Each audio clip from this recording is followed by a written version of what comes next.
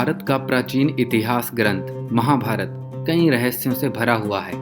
इसका प्रत्येक पात्र अपने आप में एक रहस्य है। महाभारत को पंचम वेद भी कहा गया है। यह ग्रंथ हमारे देश के मन प्राण में बसा हुआ है। यह भारत की राष्ट्रीय गाथा भी है। महाभारत में जितने भी प्रमुख पात्र थे वे सभी देवता, गंधर्व, यक्ष, रुद्र, वसु, अप्सरा, राक्षस तथा ऋषियों के अंशावतार थे। उनमें से शायद ही कोई सामान्य पुरुष रहा हो। महाभारत के आदि पर्व में इसका विस्तृत वर्णन किया गया है।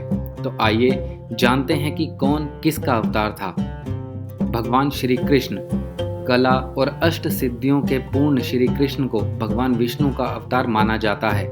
माना जाता है कि वे अपने पिछले जन्म में मनु थे। भीष्म, जो महाभारत के प्रमुखों में से एक थे, ध्रुव नामक वसु ने ही भीष्म के रूप में जन्म लिया था। वशिष्ठ ऋषि के शाप व इंद्र की आज्ञा से 8 वसुओं को शांतनु गंगा से उत्पन्न होना पड़ा।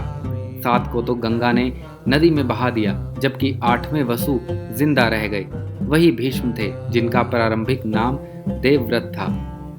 बलराम, महाबली बलराम शेषनाग के अंश थे। जब कंस ने देवकी वासुदेव के 6 पुत्रों को मार डाला, तब देवकी के गर्भ में भगवान बलराम पधारे।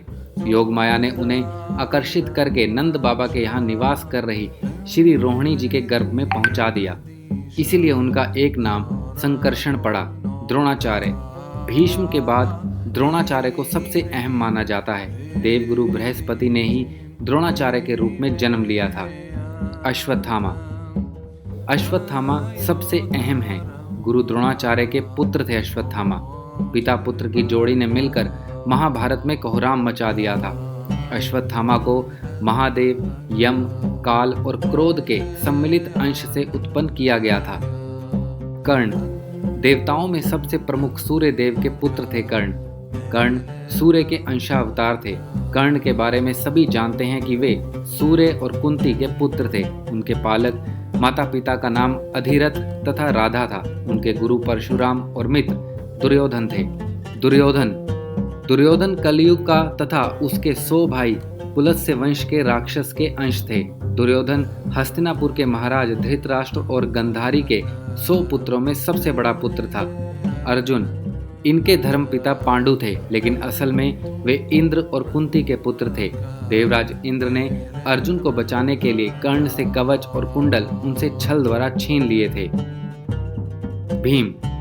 भीम को पवन पुत्र कहा जाता है। हनुमान जी भी पवन पुत्र ही थे। कहते हैं कि भीम में 10,000 हाथियों का बल था। भीम ने बलराम से गदा युद्ध सीखा था। युधिष्ठिर धर्मराज और कुंती के पुत्र थे। युधिष्ठिर के धर्मपिता पांडु थे और वे 5 पांडवों में सबसे बड़े भाई थे। नकुल व सहदेव, ये 33 देवताओं में से 2 अश्विनी कुमारों के अंश के रूप में उत्पन्न हुए थे। ये 2 अश्विनी कुमार थे, नासत्य और दस्त्र। सहदेव त्रिकालदर्शी थे। उन्होंने महाभारत के युद्ध के होने और उसके परिणाम की घटनाओं को पहले से ही जान लिया था, लेकिन श्री कृष्ण ने उन्हें इस घटना को किसी को भी बताने से मना कर दिया था।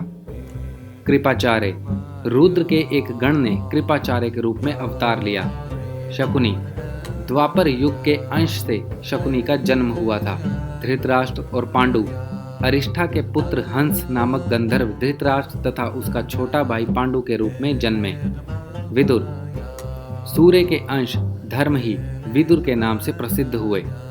कुंती और माद्री के रूप में सिद्धि और घृतिका का जन्म हुआ था। गांधारी, मति का जन्म राजा सुबुल की पुत्री गांधारी के रूप में हुआ था। रुक्मणी और द्रौपदी, राजा भीष्मक की पुत्री रुक्मणी के रूप में लक्ष्मी जी व द्रौपदी के रूप में इंद्राणी उत्पन्न हुई थी। अभिमन्यु चंद्रमा के पुत्र वर्चा का अंश था। मरुतगण के अंश से सात्यकी, द्रुपद, कृतवर्मा व विराट का जन्म हुआ था।